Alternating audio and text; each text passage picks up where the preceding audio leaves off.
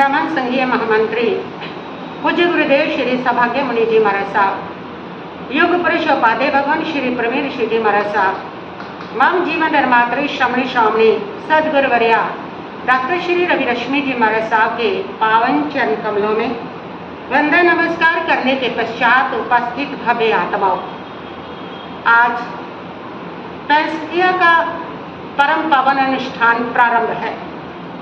65 छंद और 65 यंत्र का जैन धर्म के अंदर व्यापक प्रभाव रहा है। इसकी बहुत ज़्यादा जो महिमा है वो गाई जाती है और बताई जाती है।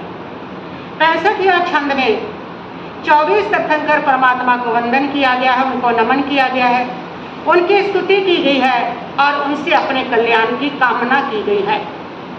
श्री जनेश्वर मुझ करो कल्याण, ये कह करके कल्याण की प्रार्थना की गई है।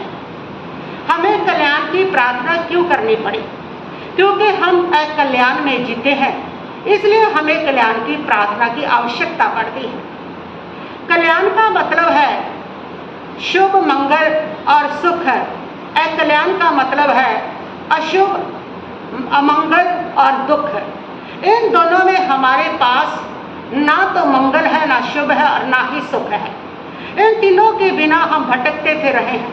हर पल कदम कदम पर हमारे जीवन में हमें अमंगल का डर बना रहता है और उस अमंगल को दूर करने के लिए हम पता नहीं कितने इंतजाम करते हैं, कितने टोटके करते हैं, कितने मंत्र पढ़ते हैं, कितने देवी देवताओं को मनाते हैं, लेकिन फिर भी जीवन में अमंगल घटित होता चला जाता है। फिर भी अमंगल रुकता नहीं है, दुख जीवन से रुकता नहीं है और सुख जीवन में आता नहीं है। जितना भी जीवन में सुख है उसके पीछे दुख छिपा हुआ है। हर सुख के पीछे हम इसलिए पढ़ते हैं शायद यहाँ से सुख मिलेगा, लेकिन जब उसमें हाथ डालते हैं तो बाद में पता चलता है कि उसमें दुख के सिवाय कुछ नहीं है। व्यक्ति सोचता है विवाह कर लूँ, शादी कर लूँ तो सुख ही सुख होगा, लेकिन शादी करने के बाद वही व्यक्ति कहता है कि शादी क्या है, शादी तो बर्बादी है।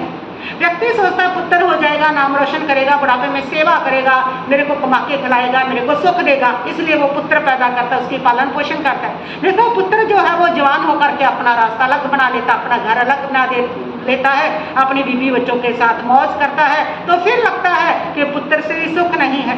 व्यक्ति को लगता है कि धन बहुत आ जाएगा, सुखी हो जाऊंगा, धन कमा लेता है, लेकिन धन कमाने के बाद भी कभी चोरों का डर, कभी इनकम टैक्स वालों का डर, उतनी बीमारियां बढ़ जाती है तो फिर वो भी दुख बन जाता है। तो इस प्रकार जहां भी उसको सुख का आभास महसूस होता है उसके पीछे दुख ही छिपा हुआ है, तो सुख व्यक्ति को मिल नहीं रहा। इसलिए ये प्रार्थना की जाती है कि प्रभु मेरा कल्याण करो। कौन हमारा कल्याण कर सकता है? यूं तो हमने इतनी कोशिश की है कि हमारा कल्याण हो जाए, इतना हम भटकते हैं देवी देवताओं के पास, इतने कोई ना कोई मार्केट में नए नए बाबे लॉन्च होते रहते हैं। कोई कहता मैं शिव जी का अवतार हूँ, कोई कहता विष्णु का अवतार हूँ, कोई कहता मैं उसका अवतार हूँ, कोई कहता उसका अवतार हूँ। इस प्रकार वो जनता को बेवकूफ बनाते हैं और जनता उनके पीछे ला करके बहुत कुछ करती है, लेकिन अंत में हाथ कुछ नहीं आता। जो भाग्यों का लिखा है, किस्मत में लिखा है, होना वही है, जो तुम्हारे कर्म में होना वही है, और बाद में जो जनता है वो पछताती रहती है। तो कौन है ऐसे जो हमारा कल्याण कर सकते हैं? बताया गया है जो अपना खुद कल्याण कर चुके हैं, जो कल्याण को प्राप्त हो गए हैं, वही हमारा कल्याण कर सकते हैं। जो खुद कल्याण को प्राप्त नहीं हुए वो आपका कल्याण नहीं कर सकते हैं। जो खुद बंधनों को तोड़ चुके हैं वही दूसरों के बंधन तोड़ सकते हैं। जो खुद अव्यवहार सुख को प्राप्त कर चुके हैं वही आपको वही सुख दे सकते हैं। लेकिन आप उनके पीछे जाते हो जो खुद राग द्वेष में बंधे हुए हैं, जो खुद संसारी है, जो खुद बंधनों में बंधे हुए हैं, जो खुद जन्म मरण से नहीं छूटे हैं, आप उनके पीछे पड़ रहे हो। इसीलिए तो आपके बंधन टूट नहीं रही है, इसलिए आपके जीवन में सुख आ नहीं रहा है, इसीलिए तो आपका कल्याण हो नहीं रहा है। यदि अपना कल्याण करना चाहते हैं तो हमें कल्याण करने के लिए उनके पास जाना होगा जो अपना कल्याण कर चुके हैं। तो इसके अंदर 24 तीर्थंकर परमात्मा वो महान आत्माएं हैं जिन्होंने अपने जीवन के अंदर महान तप किया, महान त्याग किया, महान तपस्या की है, जो उत्कृष्ट रूप से त्यागी वैरागी रहे हैं। और इस प्रकार उत्कृष्ट तपस्या कर करके जिन्होंने अपने कर्मों को तोड़ा, ऐसे जो महापुरुष हैं उन्होंने कल्याण को प्राप्त किया है, उनसे कल्याण की प्रार्थना कीजिए और वहीं से आपको कल्याण मिल भी सकता है, वहीं से आपको सुख मिल सकता है, वहीं से आपको मंगल भी मिल सकता है। जिसके पास जो होगा वहां से मांगोगे तभी मिलेगा ना। और लहार की दुकान पर जाकर के उससे कहोगे कि मुझे सोना दे दो, तो वो कहाँ से दे देगा? ऐसे जो खुद कल्याण को प्राप्त नहीं हुए है, उनसे कल्याण की मांग करोगे, उनसे सुख की मांग करोगे, उनसे मंगल की मांग करोगे, तो वो आपको कहाँ से देंगे? वो खुद कर्म की चपेट में अभी है, खुद कर्म से मुक्त नहीं हुए हैं, खुद कर्मों का भुगतान उनको करना पड़ रहा है, तो आपके कर्म वो कहाँ से काटेंगे, कैसे कटेंगे? तो ऐसे 24 तीर्थंकर वो परमात्मा है जिन्होंने साधना करके अपने सारे कर्मों को काटा है, जो बिल्कुल राग द्वेष से रहित है, जिनके मन में कोई कामना नहीं, कोई आकांक्षा नहीं, और कोई जो है ना उनको कोई धन चाहिए, दौलत चाहिए, बल्कि सारे राज्य पाठ को ठोकर लगा करके वो आए हैं। ऐसे परमात्मा त्यागी विरागी जो है, उन्होंने अपने बंधनों को काटा है और उनसे प्रार्थना की गई है और वह कल्याण करने में समर्थ होते हैं। जहाँ पर इन 24 तीर्थंकरों की प्रार्थना होती है, स्तुति होती है, वहाँ कोई भी दोष नहीं रहता है। और आप कहते हो कि हमारे दोष समाप्त नहीं होते। जीवन में इतने दोष हैं जिनसे आप घबराते फिर रहे हो कि कहीं पर किसी को पितृ दोष है, किसी को ग्रह दोष है, किसी को काल सर्प दोष है, डाकनी दोष है, शाकनी दोष है, भूत दोष है, प्रेत दोष है। ये सारे दोष वहाँ होते हैं जहाँ जीवन में दोष भरे हुए होते हैं। ये सारे दोष आपके अनुबंध के कारण होते हैं। आपने पूरे भव में इन कर्मों को किया होता है, इसका अनुबंध आपने लिया होता है, इनके साथ अनुबंध का बंधन बंधा होता है, इसलिए ये सारी आत्माएं आपको दोष बन करके आपके जीवन में आती है, आपके जीवन में विघ्न बाधाएं पैदा करती हैं। तो ये सारे दोष जहां पर जीवन में दोष रहेंगे तो वहां ये दोष आएंगे ही आएंगे। जब जीवन दोषों से मुक्त होगा तभी ये सारे दोष जीवन से पलायन करते हैं। जब दोषों से हम मुक्त हो जाते हैं, जहां दोष है वहां पर सारे पाप हैं। तो ये सारे जो है पापों के दोष, किशायों के दोष, ग्रहों के दोष जो हैं, ये सारे दोष जीवन में अमंगल भरते हैं। तो इनसे आप छुटकारा पाना चाहते हो, लेकिन आपको पता नहीं कि ये छुटकारा मिलेगा कहाँ से। इसीलिए तो आप काल सर्प दोष पर इतना खर्च कर लेते हो और शाकनी दोष पर इतना, ग्रह दोष पर इतना खर्च करते हो, लेकिन उसके बाद कहते हैं ना कभी ढाक के 3 पात, तो वही के वही रहते हो। ना कोई आपकी समस्या हटती है, ना कोई आपका दुख मिटता है, ना कोई आपकी परेशानी से आप निकलते हैं, उतने जीवन में आपके दुख बने रहते हैं। तो ये सब क्यों? क्योंकि इसलिए कि आप दोष का निवारण वहां से करवाते हो जो खुद दोषों से भरे हुए हो। तो जहां पर निर्दोष जो है, जिसके जीवन के दोष समाप्त हो गए हैं, वहीं पर जाकर के उनकी स्तुति से आपके जीवन के दोष समाप्त होते हैं।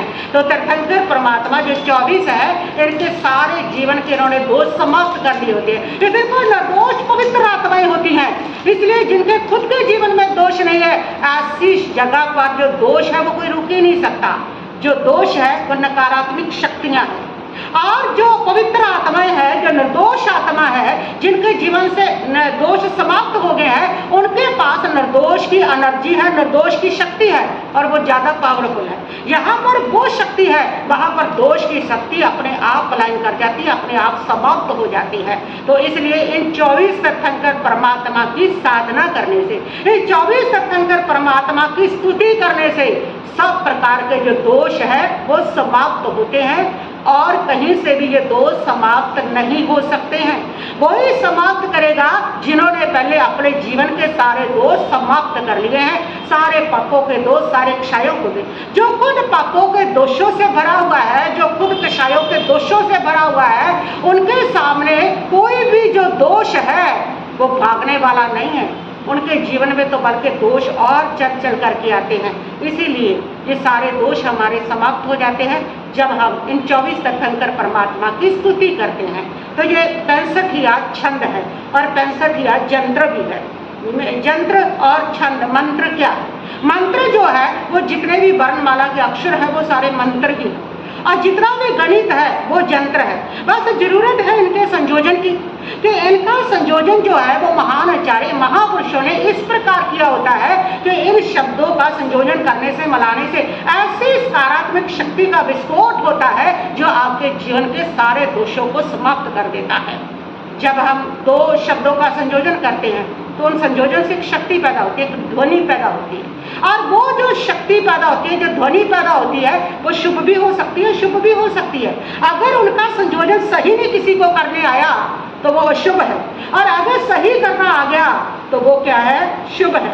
शब्द वही है, बस उनके संयोजन के ऊपर संयोजन आपने कैसा किया है। तो ये महापुरुष होते हैं जिन्होंने इन शब्दों का संयोजन इस प्रकार किया होता है जो एक पॉजिटिव शक्ति का विस्फोट करते हैं, पॉजिटिव शक्ति पैदा करती है और वो पॉजिटिव जो एनर्जी है वो आपके सारे दोषों को समाप्त करती है।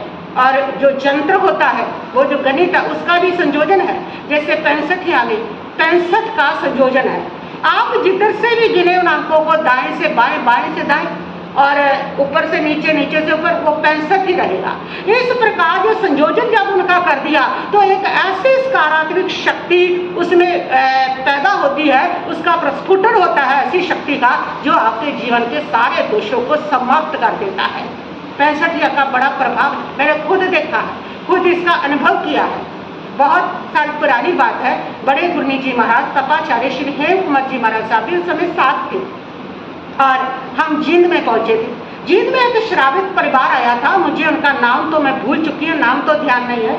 तो उस परिवार ने आकर के बताया कि महाराज साहब हमारे साथ एक घटना हो रही है कि हम अपनी अलमीरा में पैसे लाके रात को दुकान से रखते हैं और वो सारे पैसे सुबह जल जाते हैं, उसकी राख मिलती है हमें। ये करीब 6 महीने हो गए हैं और हम जिन संतों को, जिन गुरुओं को मानते हैं उनसे बहुत पूजा पाठ भी कर लिया, माला भी फेर ली, सब कुछ कर लिया, लेकिन ये समस्या हमारी हल नहीं हो रही है। गुरनी जी महाराज ने उनको कहा कि आप इस प्रकार 65 यंत्र का निर्माण करें और उस 65 यंत्र को वहां पर रखें और ये 65 छंद पढ़ना शुरू करें, आपकी समस्या का निवारण हो जाएगा। उन्होंने यंत्र बना करके उसको रखा और उसका छंद पढ़ना शुरू किया। अगले दिन ही वो खुशी खुशी आए। उन्होंने कहा कि महाराज साहब जैसे ही हमने रखा और अगले दिन सुबह उठ करके देखा हमारे पैसे बिल्कुल सुरक्षित थे। और महीने बाद मिले, उन्होंने कहा कि अब हमारे पैसे वो जलने क्या हो गए, बंद हो गए। तो ये 65 जो है इसका यंत्र और इसका जो छंद है, उनकी शब्द रचनाओं की जो संयोजना है उस छंद की, तो इनकी अपनी शक्ति है, इनका विस्फोट होता है और इनकी शक्ति के कारण से जो दोष है वो समाप्त हो जाते हैं। फिर है इसके अंदर ऐसी परम पवित्र आत्माएं और उनका स्मरण और उनके स्मरण के साथ साथ उनके स्मरण के रूप में, प्रतीक के रूप में संयोजन उन शब्दों का, तो डबल शक्ति हो जाती है जिसमें किसी भी प्रकार का जो दोष है वो व्यक्ति के जीवन में रहता ही नहीं है। पंजाब के अंदर गिदड़बाहा में एक परिवार था और उनके यहाँ पर दुकान पर कुछ बच्चे चोरी करने आया करते थे, उनको पता भी नहीं था। और एक बार जब वो चोरी करने गोडाउन में आए तो बहुत सारी जो बोरियां थी वो उनके ऊपर गिर पड़ी और गिरने से बहुत सारी बोरियां उनके ऊपर सामान गिरने से वो अंदर ही तीनों दब करके मर गए। कुछ दिनों के बाद समय नहीं बोलना तो पता चला तो वो बहुत घबरा गए कि हम फंस सकते हैं कि ये मरे कैसे। तो गुरनी जी महाराज ने कहा कि अब 65 शुरू कर लो, कुछ भी नहीं होगा। उन्होंने 65 यंत्र शुरू किया और वो बिल्कुल सही सलामत हो गए। उनका एक बाल भी बंका नहीं हुआ, सारा केस उनका सही सलामत निपट जाता है। तो ऐसे एक बार नहीं अनेक बार जब जब संकट आया, जब जब मुसीबत आई, जब जब कोई दिक्कत आई, उस समय गुरनी जी महाराज ने 65 छंद और 65 यंत्र की आराधना की और उस 65 छंद, उस 65 यंत्र के कारण सब समस्याओं का निवारण होता है। ऐसा प्रभावशाली है ये 65 छंद और 65 यंत्र। इसकी आराधना शुरू करवाई जा रही है ताकि आपकी कुंडली के सारे ग्रह जो नीच हो गए हैं वो उच्च की तरह काम करते हैं, जो वक्री और टेढ़े होकर के पड़े हैं वो सीधे होकर के काम करते हैं, जो ग्रह आपके अनुकूल नहीं प्रतिकूल है वो आपके अनुकूल होकर के चलने लग जाते हैं और जितने भी उसके अंदर दोष है वो सारे दोष सही हो जाते हैं। जहाँ 65 ऐसी पवित्र आत्माओं की एनर्जी आ जाती है वहां पर सारे पितृ, सारे काल सर्प दोष, उनकी जितनी भी नकारात्मक शक्ति है अपने आप पलायन कर जाती है और अपनी शुभ शक्ति को छोड़ दिया करती है। तो इसलिए बड़ी महिमा है 65 छंद की और 65 यंत्र की। और यदि आप चाहते हैं कि आप अपने जीवन के अंदर विघ्नों को दूर कर लें, यदि आप चाहते हैं अपने जीवन में मंगल को भर लें, यदि आप चाहते हैं अपने जीवन में समस्याएं हल हो जाए, यदि आप चाहते हैं हमारे सारे ग्रह जो है जो प्रतिकूल है अनुकूल हो जाए, तो आप 65 यंत्र और 65 छंद की आराधना करें, विधि के साथ करें, अच्छे से करें, किसी भी साधु संत के सानिध्य में बैठ करके करें। तो बड़ा हर्ष का विषय है कि गुरनी जी महाराज आपको ये साधना करा रहे हैं, आपको ये आराधना करवा रहे हैं। तो आज इस 65 यंत्र के क्रमानुसार जो पहली पंक्ति है उसके यंत्र की, उस यंत्र में जो अंक है, जो पहला अंक है वो 22 का अंक है। 22 का जो अंक है वो जैन धर्म के 22 तीर्थंकर है भगवान अरिष्टनेमी जी, भगवान अरिष्टनेमी जो करुणा और प्रेम के देवता है। और ऐसे जिनकी प्रेम जो था वो प्राणी मात्र के ऊपर बरसा था। और ऐसे प्रेम की देवता की आराधना 22वें तीर्थंकर के रूप में की जाती है।